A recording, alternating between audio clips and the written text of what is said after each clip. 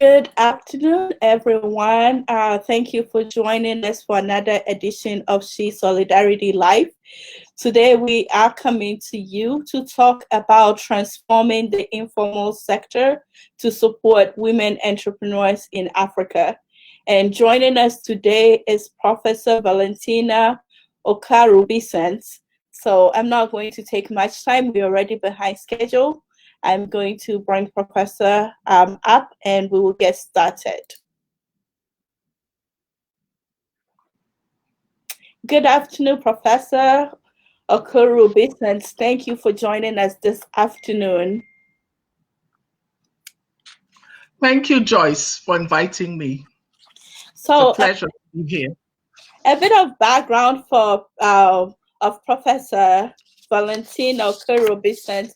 She has over 15 years of high-level advisory and work experience in economic development, business, trade, water, and gender sectors.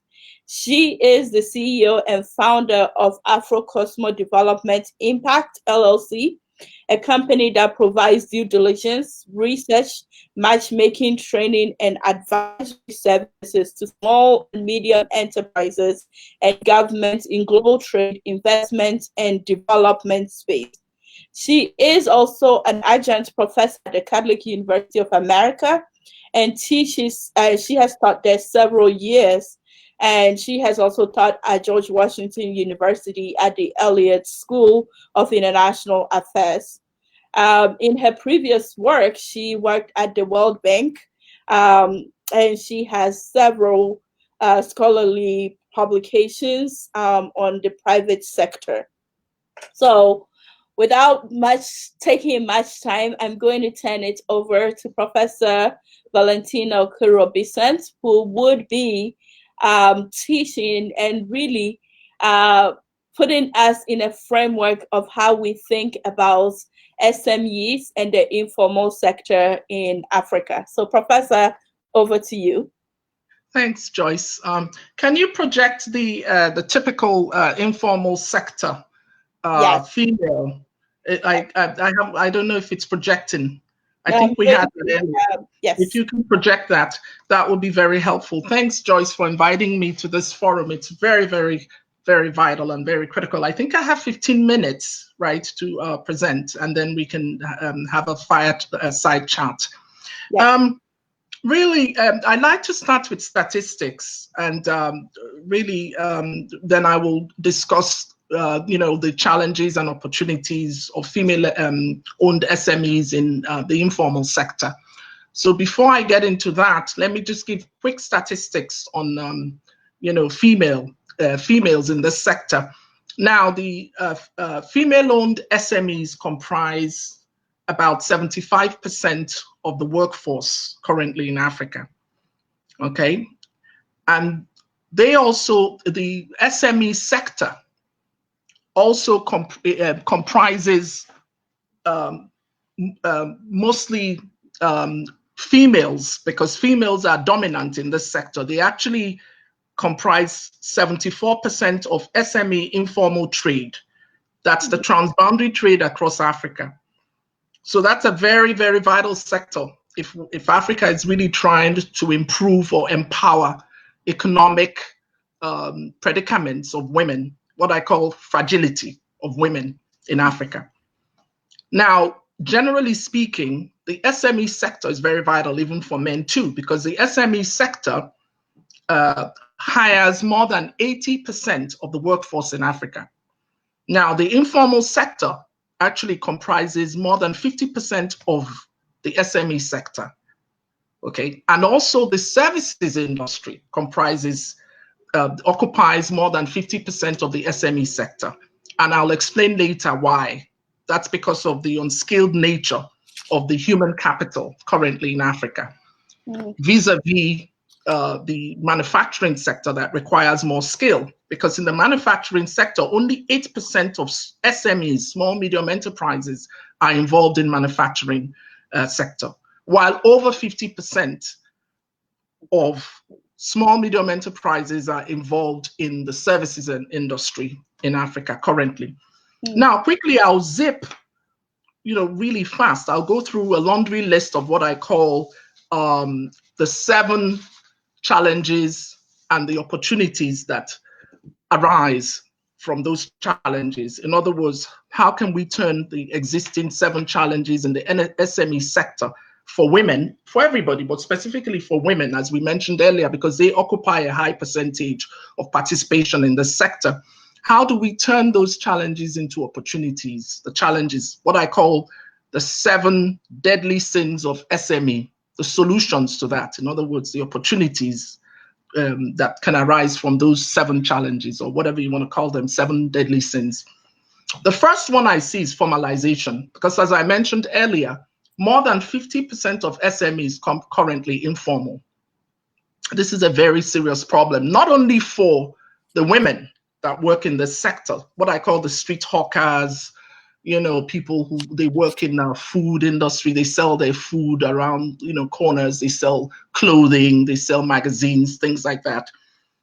It's also a problem for the government, because the government, what happens when you have an informal sector is that, like in the case of Nigeria, I'll give a statistics on IFC. IFC reports that 95% of businesses in Nigeria are SMEs.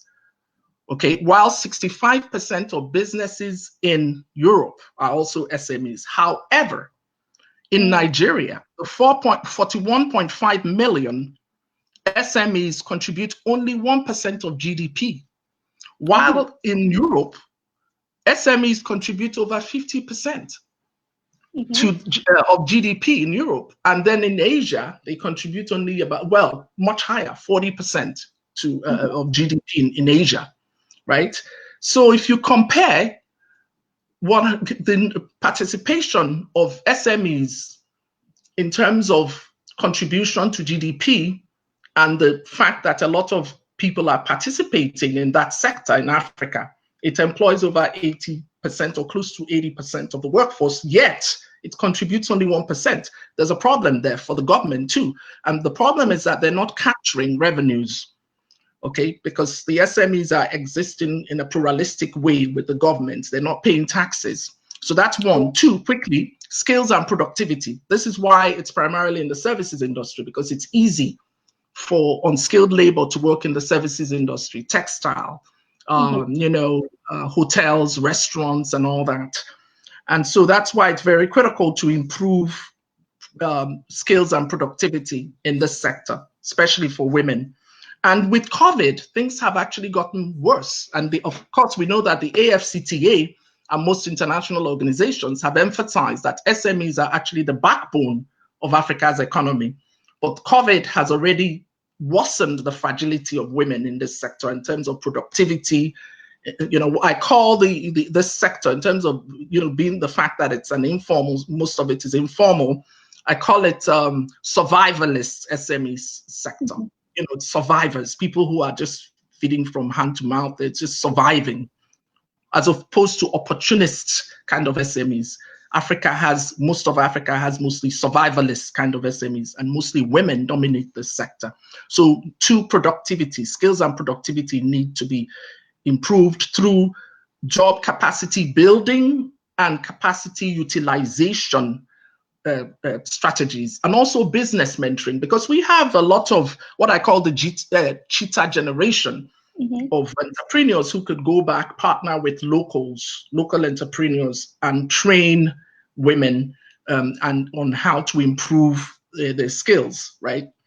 And the productivity, not just only in the service sector, but also in the manufacturing sector, is very, very critical, in this area. Now, thirdly, is the question of upscale, what I call the scale up, so to speak, scale up and expansion for small businesses, because statistically, only 2% of entrepreneurs have more than 10 or more employees currently in most of Africa. That's a problem, because why do we need to scale up? Economies of scale. Yes. Because if you have large economies of scale, Joyce, then what happens? Productivity levels go up, and you have more possibilities to save money per capita production. And not only that, you also have possibility of having long-term economic viability. So it's a very critical factor.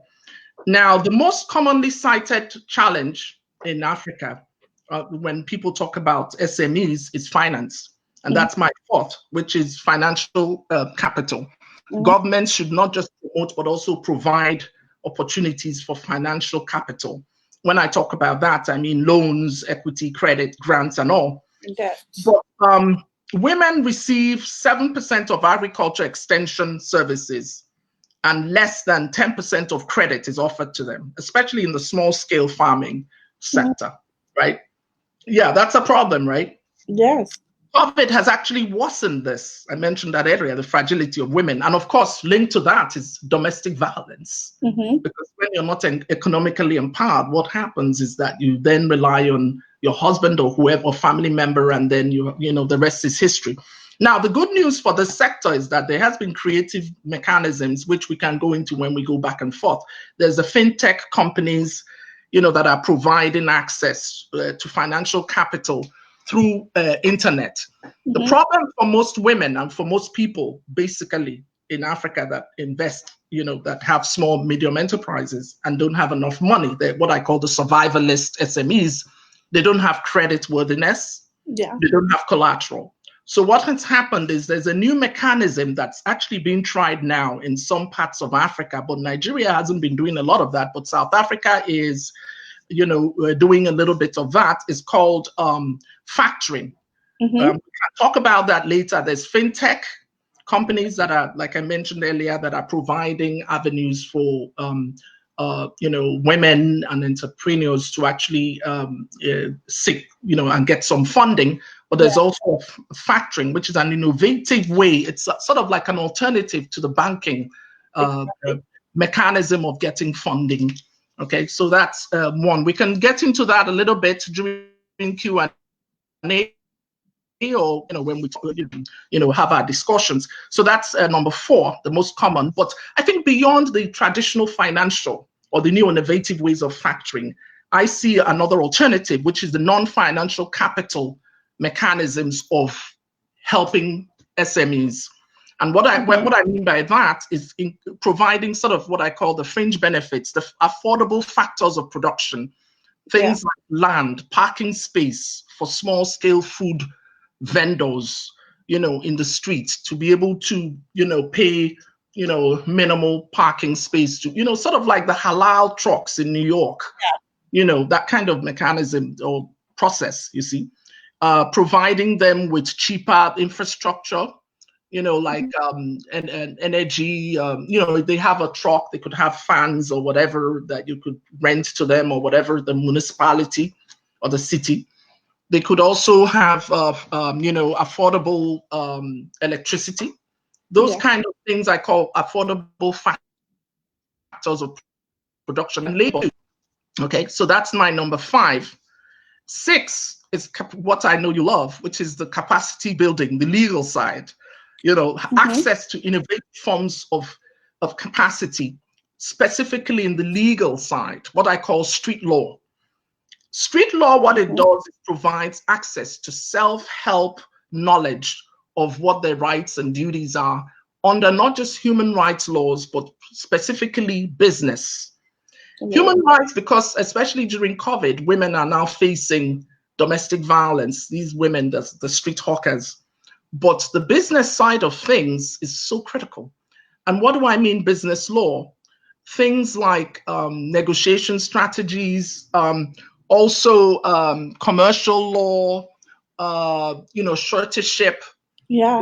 If they want to sort of get a relative to help them with getting a loan, Exactly. a rich, we have extended family philanthropy in Africa. You could get a rich relative to be a guarantor. Just basic, knowledge, legal knowledge, things that can equip them. Franchising, Yeah. corporate formation, things that mergers, acquisitions. The lady we have, I took that photo and I was so excited to do it because that's what motivates me, my company. Across, she's doing her plantain, she's selling this. I sat there for 15 minutes before I took that photo. She had about 15, 20 people, not just bankers, but just construction workers come to her. You see the wrapper she has, she Yeah. stuffs all her money in there and in her bra, and across from where she's sitting, she was selling the stuff, right? I was parked on the other side, taking the photo, is another woman who's selling. This lady was selling bolly, Yeah. plantain. Across was akara, which is like a fried bean. Plantain. That's right. Yeah. Why wouldn't they merge to upscale, to scale up, so to speak? To, mergers, acquisitions, consolidation, they need to know what options are out there, or franchise. Yeah. There's so many options. Right now, Africa has, in terms of the whole concept of street law is exposing them to what the possibilities are. It's not just getting money from the government, but there are others. So that's 6, but we can talk a little bit more about that. There's also IP, trade secrets, trademark. If you have your, food, you need to learn how to probably protect that trade secret. After all, Popeyes and McDonald's, that's how they all got started, right? Now they're infiltrating the African markets, right? But the African culture needs to also be preserved. It's good for them to exist while, simultaneously, so to speak, with the foreign franchises that are coming in. So I encourage foreign franchises to come in, but we also need to encourage our locally, local foods. You know what I mean? The culture needs to be protected in those terms. But now 7, last but not the least, is ease of doing business. I actually work, with the World Bank on, I sit in as a member of World Bank alum. We have a group of the Nigerian community, and we sit in on looking at how to promote ease of doing business. And Nigeria comes, I think annually to visit the bank, and they report, and we give feedback as to progress on what they're doing. And most countries in Africa are trying their best to sort of improve the ease of doing business. This includes things like reducing licensing fees, reducing startup costs and stuff like that. So, and also reducing factors of production, which I mentioned earlier. Countries like Mozambique, Ethiopia have progressed, teaching entrepreneurship skills in secondary schools. You have Kenya, you have Ghana, you have Nigeria. They're doing quite a lot. In fact, Kenya is improving on value-added use of cocoa. They're producing now chocolate. So there's a lot of advancement. So I'm somewhat excited because they've actually been encouraging African Americans and the diaspora to go back to Ghana, which is a good thing. And that includes reducing, licensing fees, registration fees, incorporation fees for those who want to set up businesses in Ghana. So a lot of African countries are making progress. So finally, I want to conclude really by saying that I see not only challenges from the COVID, of course, because COVID has actually limited the supply chain. And it sure has.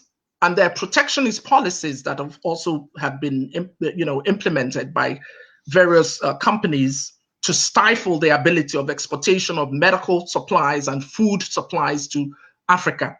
So I see that challenge as an opportunity for African governments, AfCFTA member states, to actually promote and incentivize their SMEs to be more productive, not just in the services industry, but also in the manufacturing industry.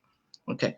So with that, I think I can, and I think that the AfCFTA, as far as I'm concerned, will not and never be successful if they do not make sure they strengthen productivity of the SME sector, specifically women's participation in this sector through all the 7, I don't want to call them deadly sins, 7 opportunities I've listed.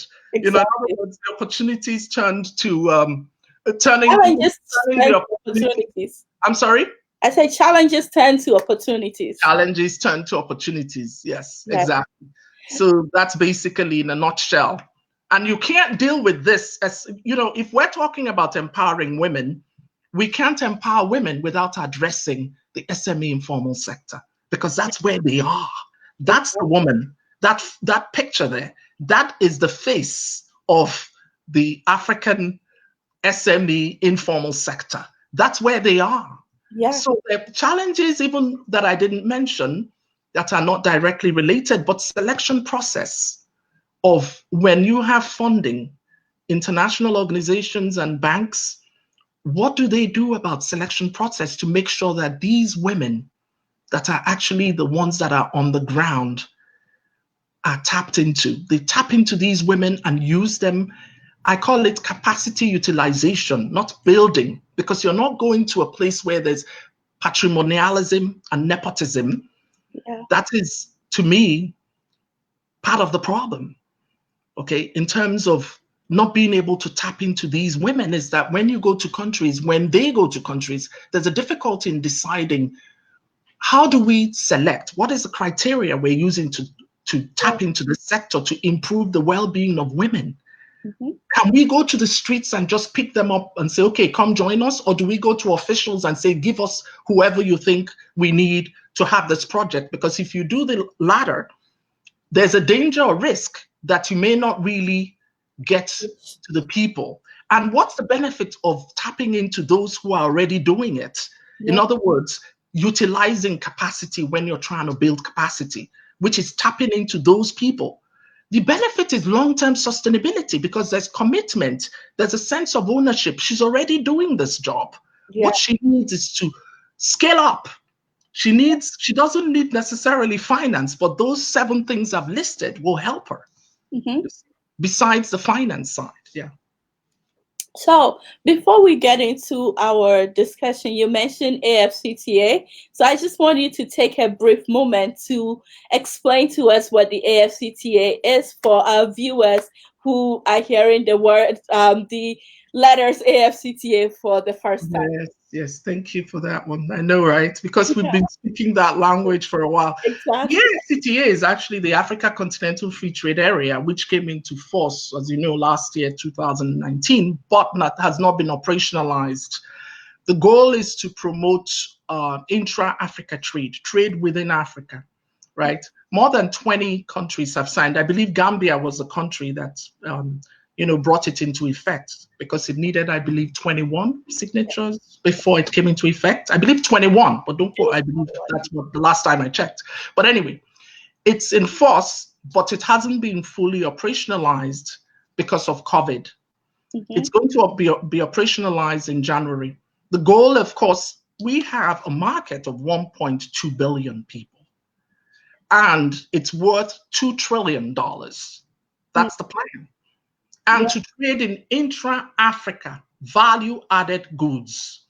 So, in other words, they don't want you to bring in, like I gave the example of Ghana, where Ghana is doing a good job with cocoa. Cocoa is a primary product. Yes. So the goal is, to make sure that you don't export, which was what we had in Africa and we're still struggling with, export-driven economy, where we had primary raw products, and because of colonization, most of our goods were stock at the primary goods level. They never became finished products. Even Nigeria has oil. Oil can be turned into soap. Ghana has cocoa. Now I say Ghana is working on that. Dangote is looking into not just having refineries, but exploring those opportunities too. There should be many Dangotes out there. Even on the small scale, I mentioned only 10% of SMEs are in the manufacturing sector. That's why the scales and productivity is very critical, right? Even in the services industry, there's an overlap between the services sector and the manufacturing sector. So really, basically, that's what, in a nutshell, the AFCTA goal was about: integration, economic integration, a single market for Africa to trade, right? Within Africa. Now, it's a big challenge, obviously, but sustainable. I'm hoping that over time, I don't see it happening, fully operational, even when it starts in January. I don't think it will just kick off and everything will be all perfect. It takes a while for things to really kick off. And, Rome wasn't built in a day. but it's a good concept, and I think it's going to really work well for Africa. So the transboundary SME is very, very critical, very critical. And part of the whole concept of this question of capacity building and street law will also include exposing them to what the AfCFTA is, because they're affected by this Africa Continental Free Trade. You see the woman across the border, Ghana, Nigeria, Senegal, Benin, Nigeria, that whole strip in West Africa, even Eastern Africa, Rwanda, DRC, Kenya, they are the breadwinners of their family, basically. And they are the major traders. Over 74% of women are involved in the transboundary SME informal sector. They stuff all their money in their bra, buddy. No doubt about it. Yeah. Like that woman, I watched her. All the money she made, she was just stuffing it. And you remember Nigeria went to, when they closed the border to Benin, remember what they did? The women, in fact, they're very tough. Some of the women had their rice. They were bringing rice in from Benin. They had it in their bra. When the border control man sees the one in whatever, he's like, oh, I think you have some in your socks. So they're very shrewd. Yeah. They know, but they don't know about this AfCFTA. They need to know about it. They need to know about their rights. And another thing too is the human rights dimension of domestic violence. Do you know that their lives are threatened? Yeah. They are sometimes sexually assaulted while they're doing their work. They're working and walking. Two things. They're walking in the streets and because they're street hawkers. So they basically work at night. And when they're walking, sometimes they get assaulted. And they don't say anything. They just go, so it's a matter of exposure to what their rights are, the whole gambit. Exactly. And that will empower them for life. That's all they need for long-term sustainability.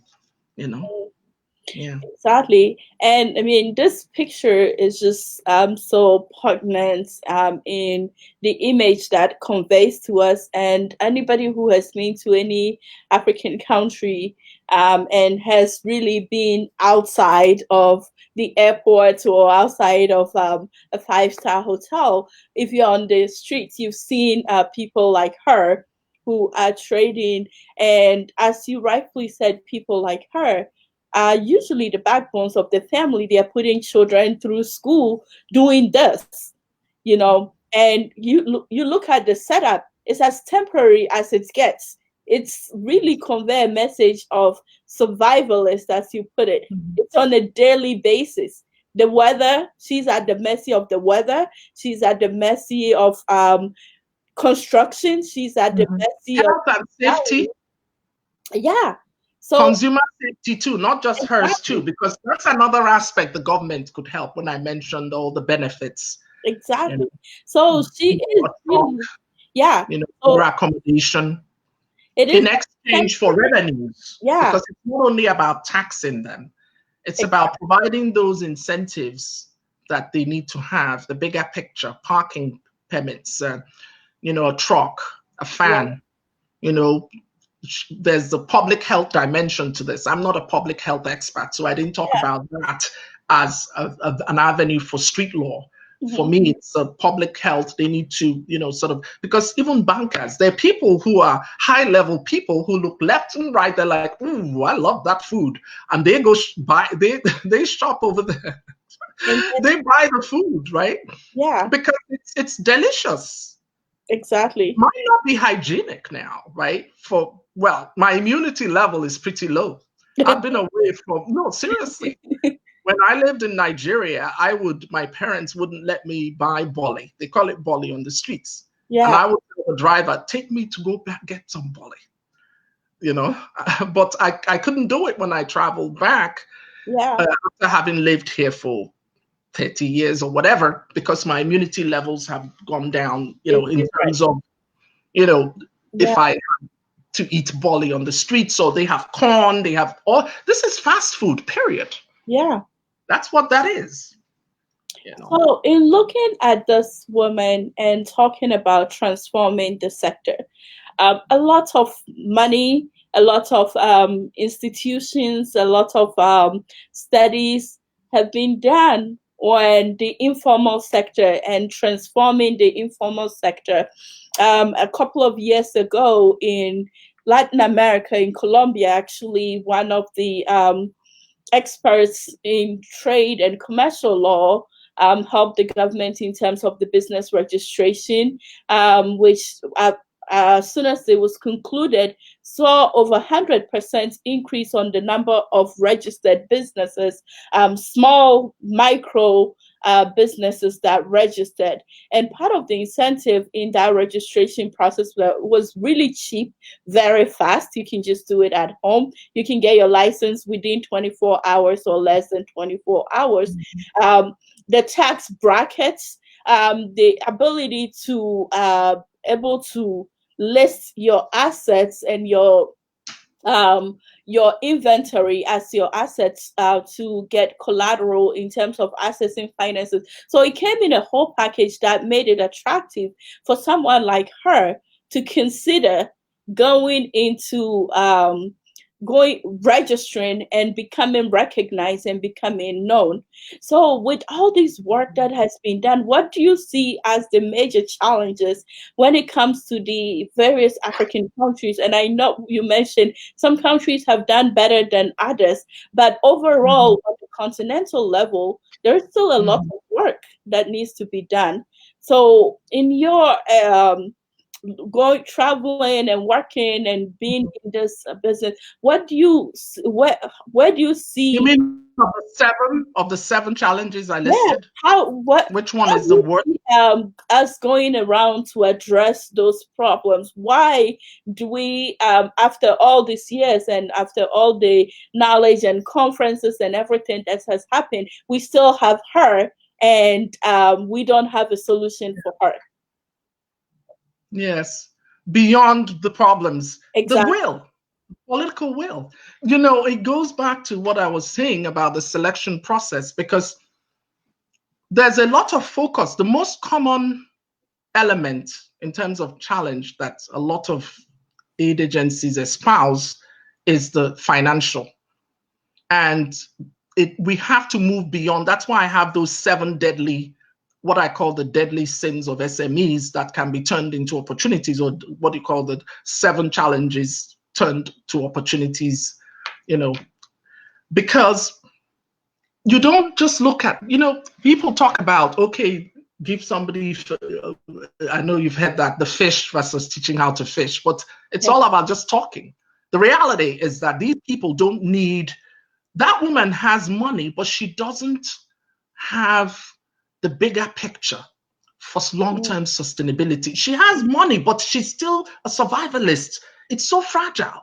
Even if she made $50, the equivalent of $50 a day or whatever it is, that's not going to go far. Okay, so it's a matter of selection process, making sure that we're tapping into those, the governments have the political will to solve this problem, one. Two, and if they have the political will, which some have, and I think I mentioned places that are doing well. I think you can name every country and there's some good things they're doing. I don't want to be like a doomsday carrier today. Yeah, that's right? But but having said that, there's room for more, more work to be done in terms of the political will to do, be very selective in picking people that potentially will succeed in this sector if you want to really help. Like Nigeria has recently with COVID, the Central Bank of Nigeria now has a fund that they provided to support SMEs. And it's been devolved to another body at the state level. And Ghana, South Africa, stimulus packages, whatever. But the key is selection process. Some countries are going the route of setting up cooperatives, bringing all the SMEs together. When you have cooperatives, it could get lost. Yeah. In other words, which is what some of the banks are doing. Let's just have all of them, all the small, medium enterprises. Then there'll be a leader. By the time the leader comes, the money gets lost in the. I know you're laughing, the whole thing, right? And then if you're IFC or any of the bodies, let's go invest. They go there. By the time it gets to, I know from when I, did field work, a lot of travel, selection process. My GAN, Pauline Burma, God bless her, I'll send her this video. That was one of the things we emphasize a lot because I'm a law and economist. It has to be demand driven. Yeah. And that's where it gets lost. Patrimonialism and, nepotism and all that. I'm not saying every country's, country partakes in that, but there's a little element of that. You don't know who, because these people are still out there. And, do you know, I didn't even mention that. Street talking is illegal right now in most countries because it was well-meaning for most states around street talking. Because of safety, some of them, they're on the sidewalks and they get hit by cars, and also aesthetic beauty. She's out there. If the police come, guess what? She, in fact, the construction workers and everybody will alert her because they love her food. So she will just run away before they come and goes back again. So most of them lost their jobs to, the ban on street hawking. But they're still sort of surviving because they're still sort of trying to escape. So basically, to answer your question, again, just to reiterate, it's about political will, selection process to make sure you actually use people who have high demand for this, for help with their SME so that they can be sustainable. And those people are normally people who are already doing it. Yeah. You could include something like maybe in your selection process criteria, you've been doing your business for 2 years or whatever, you've been surviving. That means you're really committed. You have a sense of ownership to your business and you're more likely to stick with it beyond when IFC or any of these bodies, USAID, come to your country, to the country in question. So selection process becomes critical. Okay. In addition to all the things I stated. So political will and selection process for the SMEs, very, very critical. And I think that to your point, I have a friend who was telling me she used to be a marketing executive for the Coca-Cola company, and they were in Liberia. So just like you saw this woman, she saw women who were selling the Coca-Cola in the coolers with the umbrella, and she went to them and asked them, how much do you sell per day? And they're like, well, based on what we can afford. So they gave the numbers. And then she said, she went to the Coca-Cola representative and said, hey, what if we gave these women more bottles to sell, more than they can afford? And, make the umbrellas and the environment a little bit better for them to sell there. And she said within the week that they were there, the women sold everything, came back, paid, and bought more. And so Coca-Cola adopted it as a main program and started seeding all these women to start trading on their own by giving them the Coca-Cola product on credit, and then they go and sell, they come, they take their profits and pay. So like you said, the random selection process works. And we have to go beyond, cookie cutter people that we know, or the cookie cutters, and then just go and talk to people directly. That's right. Yes. Go and talk to people directly in order to gain the information, in order to gain the understanding. And you mentioned something that I want to go back to in terms of again using this woman as an example. She's selling the roasted plantain, and you mentioned that next to her or close to her is another woman selling the fried beans and plantain.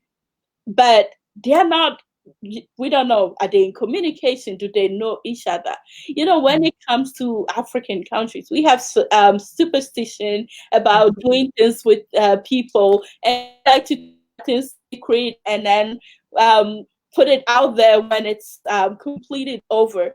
So how do we get on some of those I would say cultural barriers that prevent us from talking to each other and looking beyond ourselves, and when getting over the superstition and coming together? How do we form that relationship? It's educational.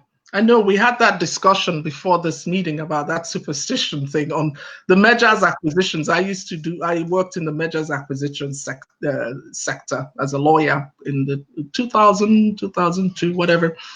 And it's mind-boggling. Besides the franchising, trade secret, IP area, trade secrets and all, this is really, why wouldn't they, in terms of scaling up, why wouldn't they? It's true. It's training, it's about awareness, that dilutes the social cultural barriers, in terms of superstition and all.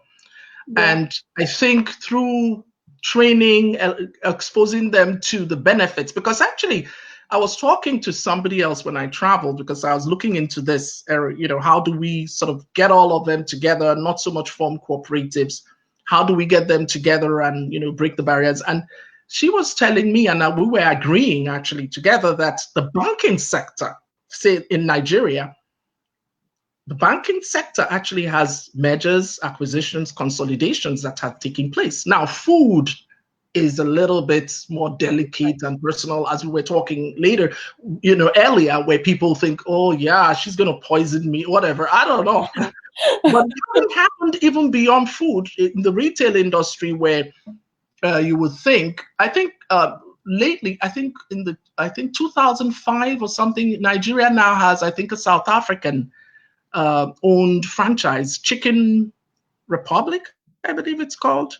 Oh. And you even mentioned Nano. There's a Nando. Yeah. Nando. The franchises that are springing up right now all over Africa, which is a good thing, because of course McDonald's has Popeyes and all. But in terms of mergers, acquisition, both of them coming together, I still strongly believe that through training, the bigger picture of street law infiltrating those street corners is going to really break it down. I mean, they will understand the value, the opportunity cost of not doing is the alternative forgone. In other words, of not merging. They will know that they will suffer more, because the economic viability, they're very, very fragile. Yeah. These businesses are very fragile. But if you upscale, if you scale up, so to say, I say upscale. Yeah. If you scale up and expand your business, you have large economies of scale.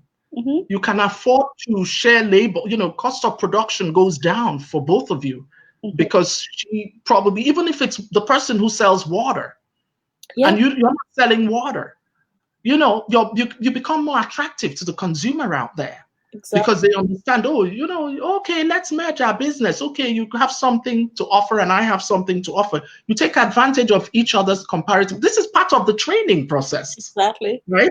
That's the whole thing, why they need to be trained, because they know their expertise. They know how to cook. And this is not only in the food industry. This SME informal sector penetrates different sectors. Yeah. We mentioned earlier about even manufacturing. Beauty salon. Yeah. That's right. It's the whole gambit. Textile industry. Yeah. They exist in a pluralistic way with the government, but that's a cultural aversion to taxes is another thing. Yeah. There's a cultural aversion to paying taxes because they don't trust the government. Why should we formalize? If we formalize, they overtax us. The tax burdens will be too high. That's why it should be beyond, for the government should be beyond taxes. It should be, we can offer you, rent out a truck. We can rent out the parking spot. We can give you better health and safety. Exactly. You have your trucks on the street, sort of like how Halal rents out. They actually pay for parking space. And those, they're like mini restaurants, basically. Yeah. I love Halal myself. And there was an article, halal food trucks. There's an article that I have here. It says they rent out space from commissaries Yeah. in Long Island, New York. The starting capital, I investigated this, food truck, cheaper than restaurants, but operational cost is at least 100,000 per annum. Wow. That's not cheap. No. But they make profit. Yeah. They make more. This is just how much they spend, but they make a lot of profit. They recoup that. Mm-hmm. You know? Yeah. Threefold. Exactly. Because when you factor in, they said the truck costs 20,000. This is an article that I picked up, a very credible article. The food truck permit is 20,000. Equipment to build and build out is 45,000. Parking tickets paid $600 a month.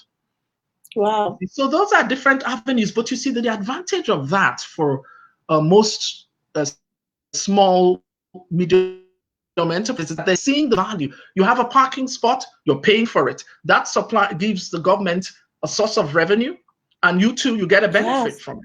You see? So look where she is, very hot. Where she is right now, very, very hot. And she's sweating. She's not in a nice truck with a fan that she's renting. You know what I mean? It's they call it quid pro quo. You know, we call it in law quid pro quo. You know? Exactly. Yeah. I see a lot of questions. Is that those questions or? So some of them are comments, some are questions. So let me go to the questions. And one is from Rich. Are we going beyond 3 because we started pretty late? Oh yes. So we were about almost 10-12 minutes behind. So we'll make it up as we go along. But we have a question from Richard who wanted to get your point on how do we increase the knowledge of what we are talking about in terms of the training, the capacity building, like in what formats of delivery do we take? Because you cannot go on foot and talk to every single person. So how do we bring these women together and deliver this training? What are some of the best practices you recommend? Yes, the street hawkers, so to speak, right? These women. Very good question, because that's what I'm working on. My company is looking at now. There are women mobilizers, and there's one that I'm, I don't want to get into details, but I'm discussing with her. There are many ways in which you could do it. You could use the local women community leaders, because these women, believe it or not, that is Lekki, part of Nigeria. They live in the slum areas, the shanty towns, so they come early in the morning. So being able to use their leaders within their communities that know they do this job is very critical. And reaching out to them, to set up one location where you could actually talk with them. I'm not one that subscribes to the good old-fashioned way that they're doing it right now, which is setting up cooperatives. Because like I said earlier, cooperatives bring that hierarchical structure whereby some of the people who may lead it are really, people who don't belong there. And they might have been selected based on patrimonialism or nepotism. And they have no business in those industries. So it gets lost. Okay.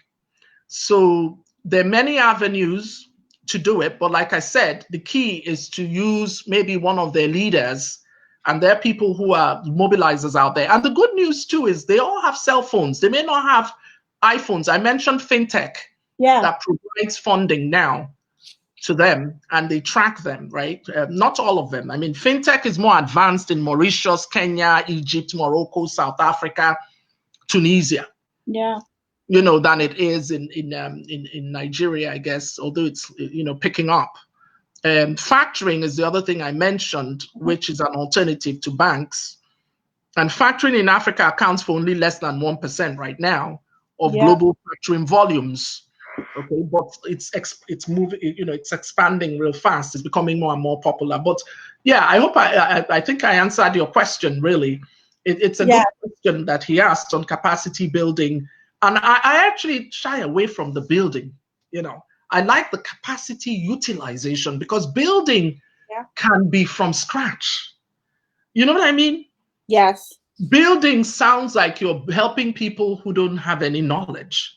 Mm. What I like is the capacity building and capacity utilization. And using, I mentioned the entrepreneurs, the cheetah generation, could partner with locals. You could also have, franchises here, franchise owners in the US that could actually help out, in terms of business formation, because they will need to know what the best format is for their business. Every individual is different.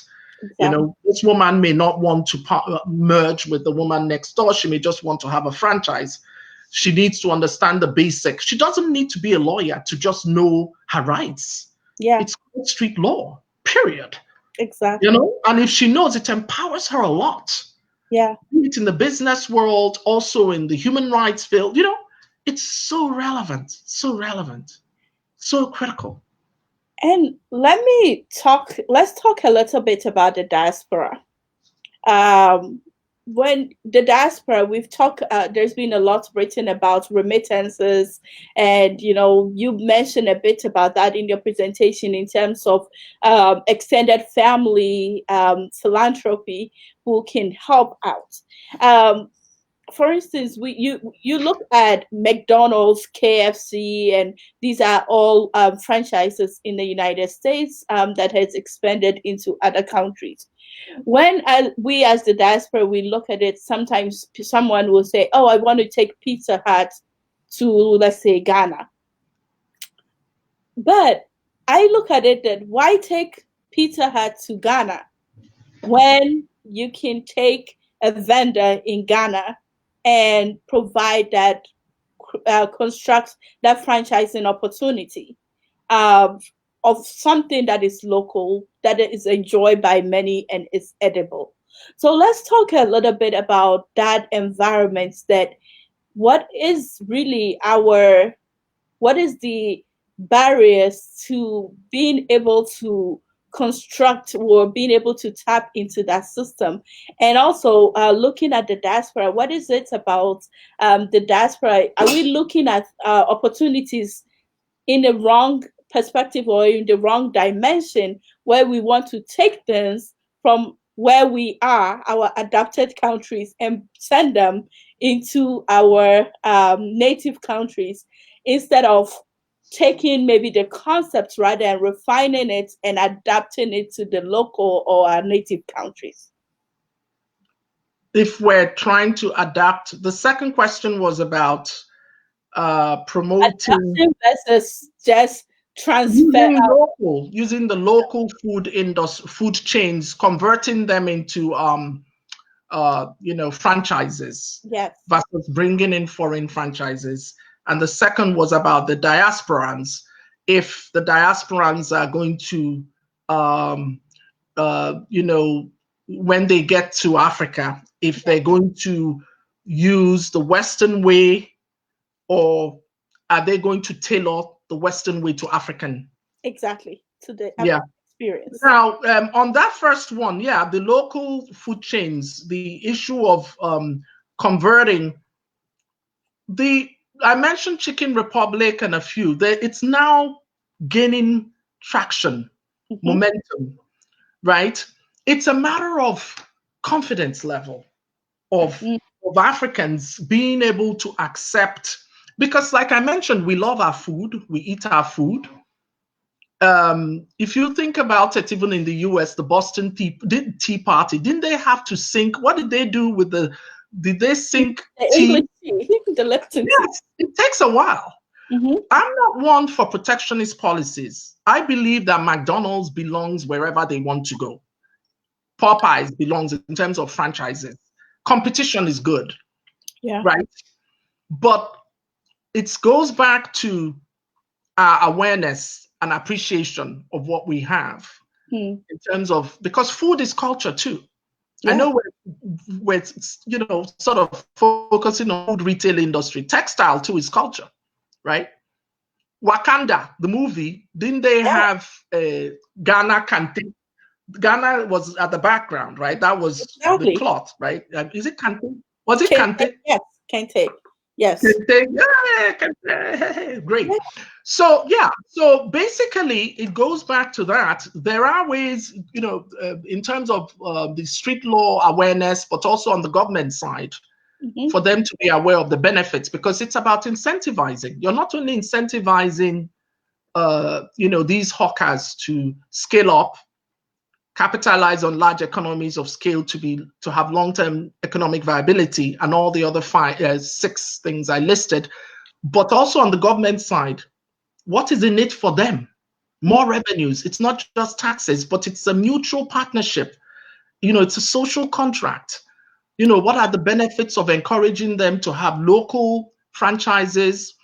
Because I mentioned earlier, even Africans that are professionals go to these street hawkers, canteens. This woman's place is, her little restaurant is more of a lower level, kind of Yeah, restaurant in very. terms of health and safety. But there are also canteens that look Mm-hmm. like, they're made of canteen, or what is that, aluminium. And people go in those. Exactly, like containers, shipping Yes. containers So there converted are into. different Yeah. levels of these informal street hawkers. And then there's street hawkers who are just selling, survivalists who are selling like magazines, or, you mentioned earlier Coca-Cola with, sub, what do you call Small it? articles and things like I'm that. sorry? I said small articles and things like that. That's right. So they are, I don't want to say they're subleasing or subletting, but they are sort of, reduce in terms of the supply chain. You Mm-hmm. have the those who are at the top, and then you have those who are sort of helping to distribute the goods and services. So it Yeah. happens at different levels. Some of those street hawkers sell Coca-Cola, and I won't be surprised if they're not coming from the factories or from the headquarters. So there are many avenues, but they too could set up their own businesses and be distributors. Mm. But they need to have some knowledge of, street law to know, hey, wait a minute, I'm not making enough money with this. I Yeah, can become a mega distributor.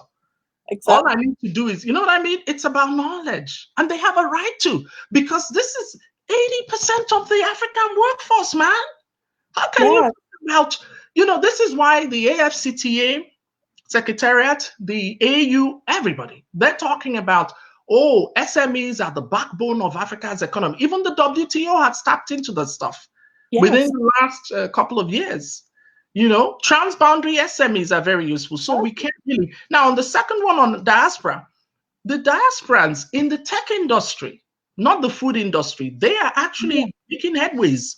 Most of them are formalized, even the ones that are not that are not formalized yet. The cheetah generation, but Yeah. they're taking the knowledge. I know a number of them. I actually moderated a panel of some of the cheetah generation last year, October 1st, at the World Bank, and it was very successful. They take the knowledge, they went to school here, and when they go back, they tailor it to the Nigerian or the Ghanaian situation.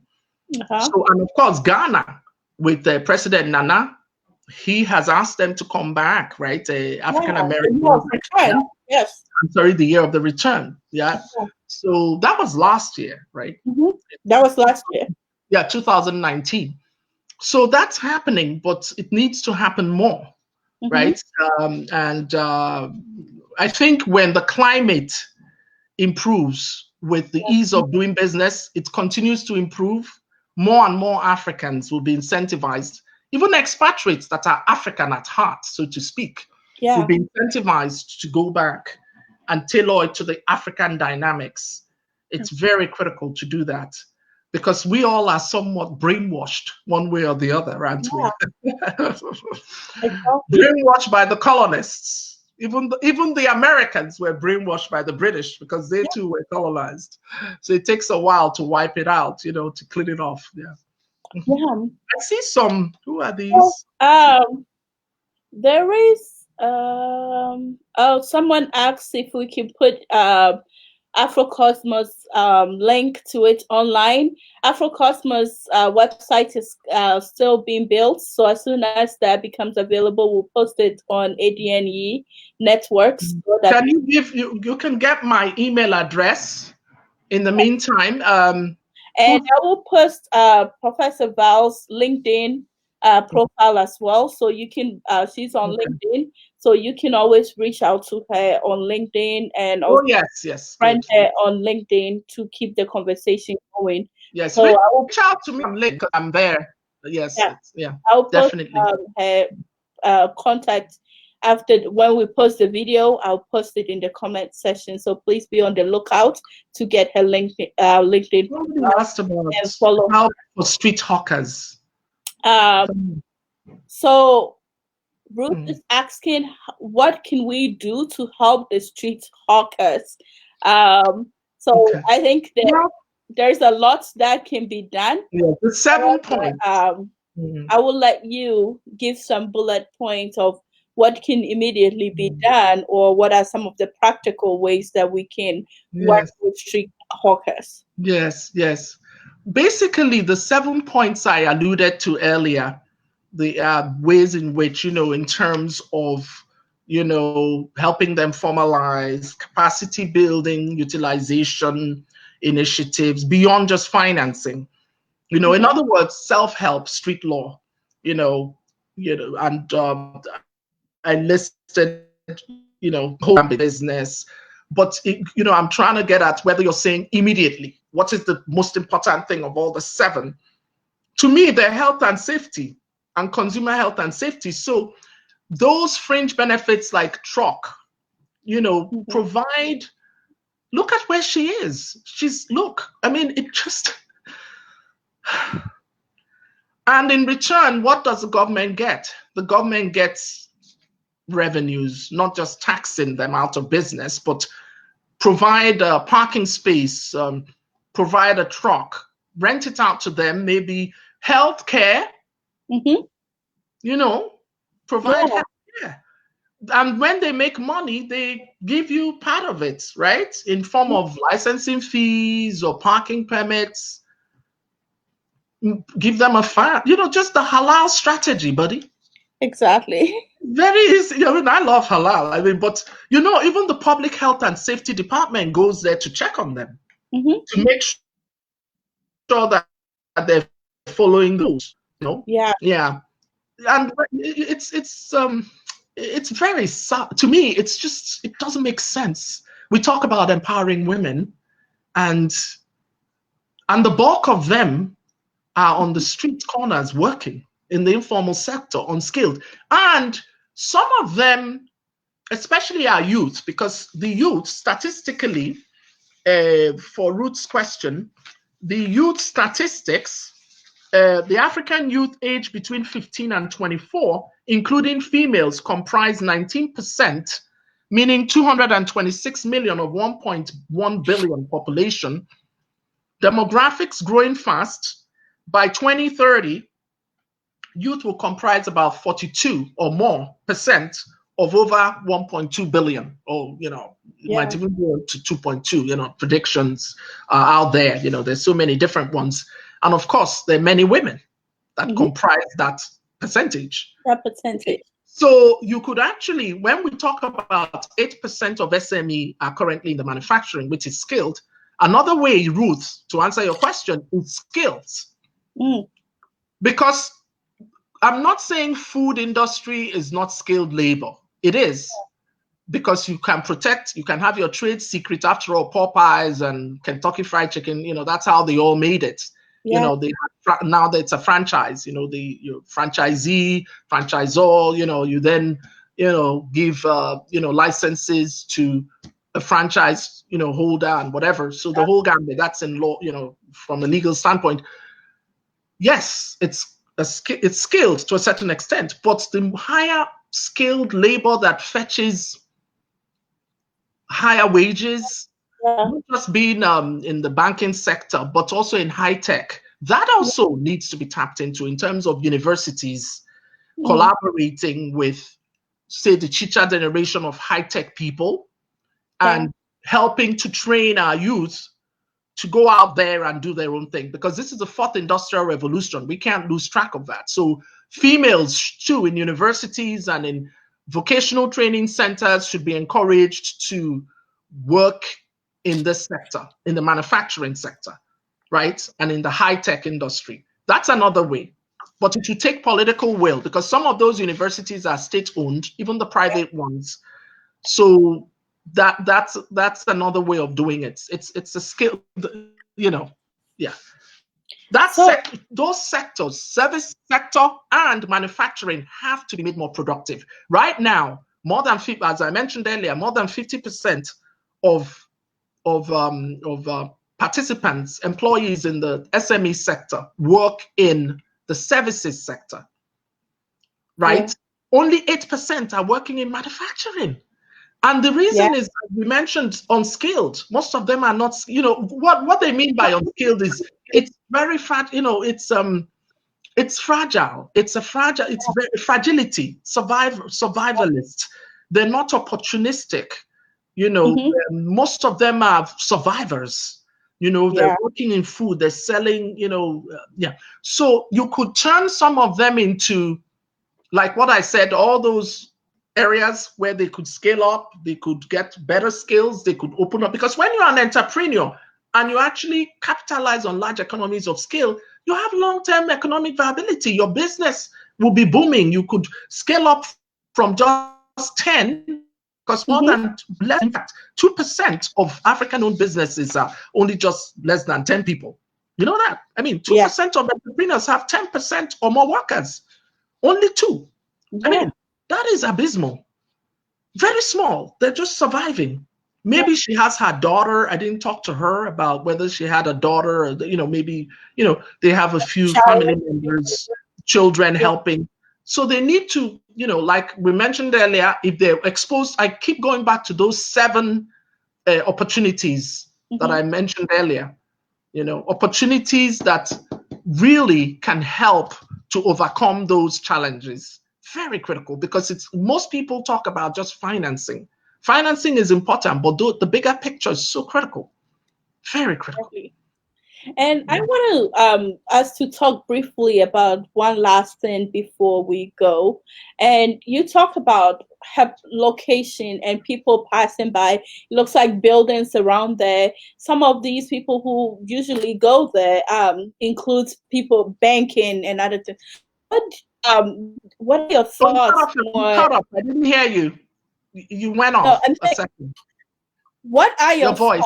What are your thoughts on, because she's making money and she's putting her money in her bra. In this day, we have mobile payments and other things like that. So do you think that the banking sector in the on the continent is behind in terms of creating products that would target and benefit someone like her? Because clearly she cannot be in the regular banking product with banking fees, the service fees, and all of those kind of things. It will cripple her and bankrupt her business. So do you how do we bring the banking sector in so that we can provide products that would target someone like her, so that she still will at some point be able to access credit and scale up, even if she decides to scale it by herself or with other people? So if you can touch on that a little bit. Yes, how the banking sector can help her to be able to save and move to the next level. Yes. The problem with survivalists is not that the banking sector can't help them, is that the banking sector is not what they're thinking of, because they barely make any money. The money they're making that day is what they're going to use to feed their kids, right? That's one thing. So yes, the banking sector definitely has a role and has played for other types of SMEs, not the street hawker types per se, because some of them don't even trust the banks. 1, 2. And remember I mentioned about credit worthiness? Yeah. And also the fact that they could use relatives, and then they also use, fintech, which is a phone. That's another way. Financial technology Exactly. companies are now jumping in to target them through their cell phones. So yes, training on ways in which maybe, yes, you're not making enough money, but the little you're making, maybe you can get some, you don't qualify, you don't have collateral, but you could get some, rich relative to help you, or through fintech, right? You could get some help. That those are avenues, but the factoring is very important. This factoring that I was mentioning earlier, Yeah. because it's where the factor buys the invoices from a seller. Exactly. The invoices meaning the bills, right? Exactly. And Yeah. then eventually the buyer, the debtor, pays Mm-hmm. it. Does that make sense? The seller Yeah. of the goods. So it's a very creative way, factoring, to bypass banks, because these people, you make 50, I'm even being generous when I say they make $50. Yeah. It's a lot of money, but it will have local staples based on food, local staple food, gari and all the things, because they live in Africa, so it could go far. But don't forget they're survivalists. So if you tell a survivalist, okay, you made $50, 50 naira, maybe you made $10 today, go put it in the bank. They're looking at you like, are you nuts? Don't let me put it. That's what I'm going to use to feed my child and my family today. So Yeah. maybe telling them save $1. The bank could help them. The Grameen Bank, even IFC has microfinance. Yes. They have a microfinance department. The Grameen Bank, India, that one, right? In Asia, they give, it's like a revolving fund where they give money for microfinance, and then the Yeah. women pay back.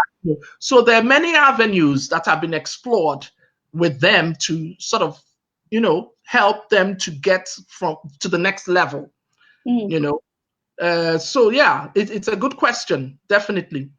But I think that the others, my plan, why I have those 7 is that if the other 6 are taken care of, Yeah. then, in terms of the training that we're talking, the street law that covers suretyship, commercial law, banking law, just savings, all those things, and then the government offering them all those affordable factors of production, all those aspects are taken care of.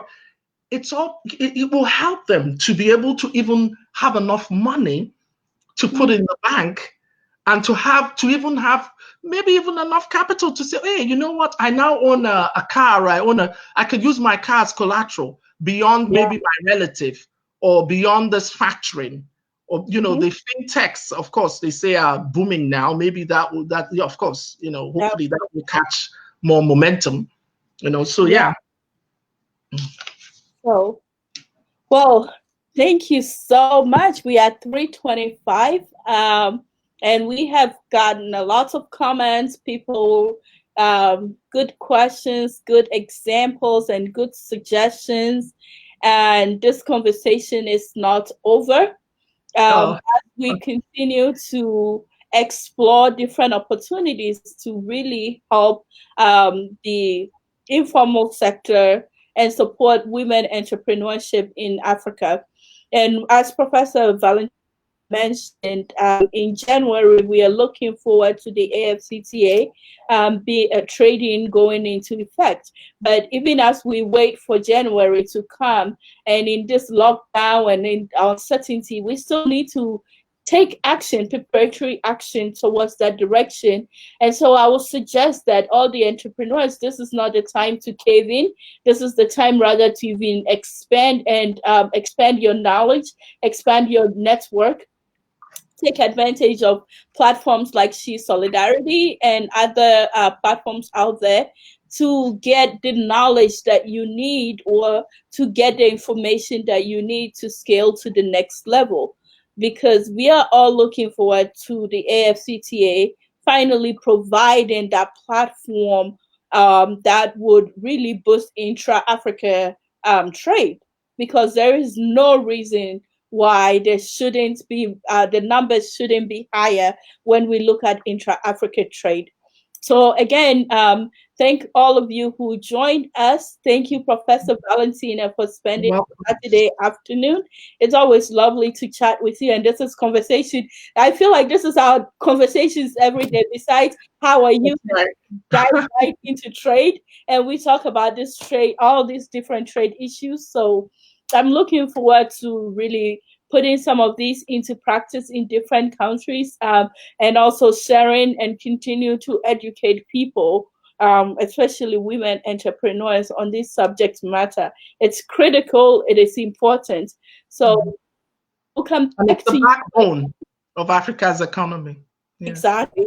So we have She Solidarity will be back on July 25th with a he for she. So stay tuned and you will see the covers.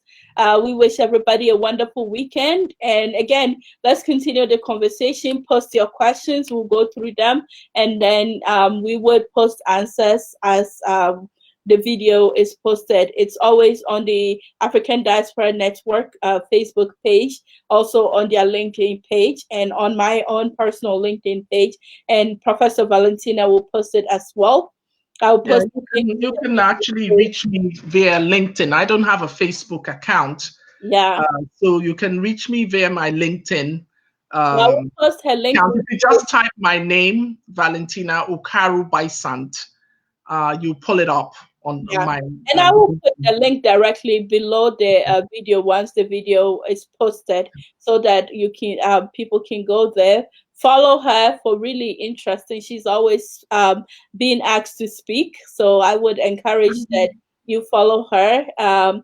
And she's very accessible, so reach out to her with further questions and conversations, and let's keep it going. So thank you, Professor Valentina. You're welcome. Thank you, all of you who joined us. Have a wonderful weekend, and we look forward to seeing you soon. Great. Thank you.